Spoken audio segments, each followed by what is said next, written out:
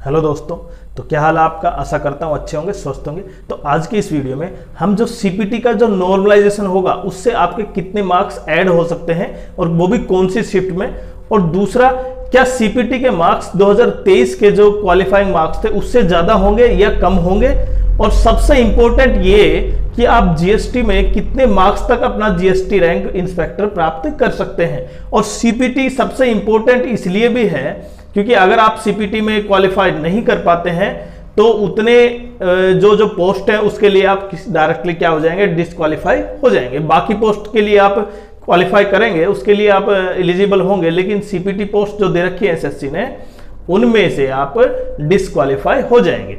और खासकर कंप्यूटर में ऐसा क्या है कि एसएससी हर बार डिसाइड कर लेती है जो क्वालिफाइंग मार्क्स है उससे भी ज्यादा हमेशा कट ऑफ जाती है। तो देखते हैं, लेकिन वीडियो पूरा देखें और चैनल को सब्सक्राइब जरूर करें, बेल आइकन दबाएं जिससे कि अगले आने वाले वीडियो के बारे में आपको पता चल सके। तो देखते हैं। सबसे पहले देखिए, एसएससी सीपीटी का पेपर जितने भी बच्चों का हमारे कमेंट्स आए थे उन बच्चों में ज्यादातर बच्चों के मार्क्स क्या थे, कंप्यूटर में लो जा रहे थे। और खासकर कौन सी शिफ्ट, 18 वाली, जो 18 जनवरी को शिफ्ट थी। और उसमें जो बच्चे अगर क्वालिफाई नहीं कर पाते हैं तो आप समझ रहे हैं कि किन किन पोस्टों के लिए क्या होगा, एलिजिबल नहीं होंगे। तो हम एक बार सीपीटी पोस्ट बता देते हैं आपको कि ASO CSS central secretariat service, ministry of external affairs, air force headquarter, GST inspector, PO preventing officer, examiner, a assistant in Indian meteorological department, mine में भी असिस्टेंट, एग्जीक्यूटिव असिस्टेंट और पोस्टल असिस्टेंट और sorting assistant. और sorting assistant के बारे में, postal assistant के बारे में हमने वीडियो में पहले बता रखा है। तो आज देखते हैं। देखिए 2023 की कट ऑफ देखें। देखिए कट ऑफ अलग है, जबकि मिनिमम क्वालिफाई मार्क्स कितने हैं देखिए वो एक अलग चीज है। देखिए आपके जो कंप्यूटर का पेपर होता है वो 60 मार्क्स का हो, तो उसमें से 20 क्वेश्चन होते हैं, जबकि यूआर कैटेगरी को 30% मार्क्स लेके आने होते हैं, जबकि परसेंट, और जबकि उसके मार्क्स की वैल्यू कितनी है 18। ओबीसी ईडब्ल्यूएस के लिए 25%, ये 15 मार्क्स, और अदर्स के लिए 20%, 12 मार्क्स। लेकिन एसएससी ऐसा क्यों करती है कि हर बार जो क्वालिफाइंग मार्क्स है उसकी बजाय उसकी कट ऑफ अलग से लेती है। और वही क्या होता है सबसे इंपॉर्टेंट, चाहे आपके मार्क्स 390 में से 350 ही क्यों ना हो, लेकिन अगर आप सीपीटी क्वालिफाई नहीं कर पाते हैं या सीपीटी जो एसएससी के द्वारा जो कट ऑफ निर्धारित की जाती है और वो आप नहीं क्वालिफाई करते हैं, तो आप इन पोस्टों को जो खासकर 4600 ग्रेड पे और 4200 ग्रेड पे की हैं तो आप उनसे क्या हो जाते हैं, दूर हो जाते हैं उस एग्जाम में। और फिर से क्या करते हैं, आप अगली बार एग्जाम देते हैं और एग्जाम में आपके अच्छे मार्क्स होते हैं, इसलिए क्या होता है आपकी अच्छे मार्क्स की वजह से कट ऑफ हाई जाती है। और इसका सबसे बड़ा कारण सीपीटी भी है। अब देखते हैं 2024 में कितनी जाती थी, लेकिन 2023 में देखें यूआर में 27 गई थी, ओबीसी ईडब्ल्यूएस 24 थी, जबकि एससी एसटी और अदर्स की कितनी थी भाई, 21 मार्क्स थे। जबकि यहां पे क्वालिफाई कितने कर रखे हैं अदर्स के लिए, देखे 12 मार्क्स, और जबकि यहां पे 21 मार्क्स। इसका मतलब आपको 9 मार्क्स एक्स्ट्रा चाहिए, मतलब 3 क्वेश्चन। और अगर आप 3 क्वेश्चन एक्स्ट्रा करके आते हैं तभी लोवेस्ट कट ऑफ, जो लोवेस्ट क्वालिफाइंग मार्क्स है वो तब ले पा रहे हैं। तो इसका मतलब अगर आपने सबसे पहले तो क्या करना था, 50% मार्क्स लेके आने थे। अगर आपका एम 50% के आसपास था तभी आप उसमें क्वालिफाई कर पाएंगे। लेकिन अब की बार वैकेंसी ज्यादा है, लेकिन वैकेंसी का और सीपीटी का आपस में कोई संबंध नहीं है, क्योंकि वो डिसाइड की जाती है एसएससी के द्वारा। और एसएससी को ऐसे व्यक्ति चाहिए, वहां पे ऐसे कैंडिडेट चाहिए जो वहां पे पारंगत हो, क्योंकि वहां पे कोई अगर उनको कार्य के बारे में बताए कंप्यूटर के बारे में तो इसका अर्थ ये हो गया कि उनको उस काम में इतनी परिपक्वता नहीं है। इसलिए सीपीटी में इतने क्वालिफाइंग मार्क्स जा रहे हैं, लगभग 50%। हालांकि ज्यादा नहीं है, लेकिन फिर भी कंप्यूटर का जो पेपर हुआ था, अब पेपर के बारे में बात करते हैं। देखिए पेपर हुआ था 18 जनवरी को और 20 जनवरी को। 18 जनवरी का जो पेपर था सीपीटी उसमें थोड़ा सा हार्ड लेवल था, और 20 का ये बच्चों के द्वारा बताया गया है, ऐसा मैं कहीं नहीं कह रहा, क्योंकि बच्चों के जो कमेंट्स आए थे, बच्चों के जो मार्क्स लगभग उसमें हुए थे नॉर्मलाइज, वो राह स्कोर थे उसके बारे में। क्योंकि अभी सिंपल सी चीज समझिए, अगर जहां पे पेपर हार्ड है और पेपर को दोबारा भी किया जा रहा है, मतलब उससे नेक्स्ट डेट में भी है, तो नॉर्मलाइजेशन होगा, ये कंफर्म है, नॉर्मलाइजेशन होगा। लेकिन अब कितना होगा ये भी देखें। देखिए एसएससी आपने मेंस दिया है, तो मेंस के लिए जो अलग अलग शेड्यूल है, मतलब मैथ और रीजनिंग का, तो उसका नॉर्मलाइजेशन अलग, इंग्लिश और जीके का नॉर्मलाइजेशन अलग, और कंप्यूटर का नॉर्मलाइजेशन अलग। अब नॉर्मलाइजेशन जो तीनों आपके टोटल काउंट होते हैं, और वही सबसे बड़ा इफेक्ट होता है आपके मार्क्स नीचे से ऊपर लेके जाने का।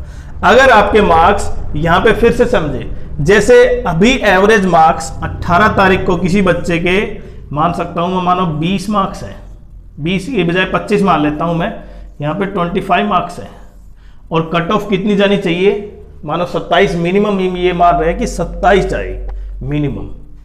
अगर 27 है, लेकिन उसका पेपर 18 तारीख को हुआ था, तो पेपर में थोड़ा सा लेवल हार्ड था, इसलिए उनको ग्रेस मार्क्स दिया जाता है, नॉर्मलाइजेशन, और कम से कम 2 से 3 मार्क्स उनको मिल जाते हैं, 2 से 3, और वो क्या कर जाते हैं भाई, क्वालिफाई कर जाते हैं। और देखें इसका सबसे बड़ा इफेक्ट क्या होगा, कट ऑफ पर होगा इसका, क्योंकि जब एसएससी टोटल निकालती है कि इन बच्चों के क्वालिफाई नहीं है, तो वो डायरेक्टली बाहर हो गए, और डायरेक्टली बाहर हो गए तो जो कट ऑफ थी, वो जो जिन बच्चों के मार्क्स तो ज्यादा थे लेकिन उनका कंप्यूटर क्वालिफाई नहीं था, अब वो क्या हो जाएगी, कट ऑफ डाउन आ जाएगी। और डाउन की वजह से जिन बच्चों के ठीक से मार्क्स थे उनको भी एक अच्छी पोस्ट मिल सकती है। तो 18 और 20 का जो पेपर था, 18 का जो पेपर था उसमें थोड़ा सा टफ था, इसलिए नॉर्मलाइजेशन होगा। अब वो 3 मार्क्स का होता है या 4 मार्क्स का होता है, वो सबसे इंपॉर्टेंट है। अगर आपके मार्क्स 27 या 27 से ऊपर जा रहे हैं तो आप मतलब घबराएं नहीं, आप क्वालिफाई कर पा रहे हैं। लेकिन बहुत से बच्चे ऐसे हैं जो क्वालिफाई नहीं कर पा रहे। अब क्योंकि क्वालिफाई कम बच्चे हैं जो नहीं कर पा रहे, उनकी वजह से जो कट ऑफ डाउन हुई, या जो कट ऑफ जीएसटी इंस्पेक्टर की जा रही है, और जीएसटी इंस्पेक्टर की हमने पोस्ट के बारे में बताया था, ऑल ओवर इंडिया कितनी कितनी कहां पे पोस्ट है, और उनके बारे में अब जो कट ऑफ जा रही है यूआर की लगभग 316 से 17, ये क्या है, जीएसटी इंस्पेक्टर की कट ऑफ है।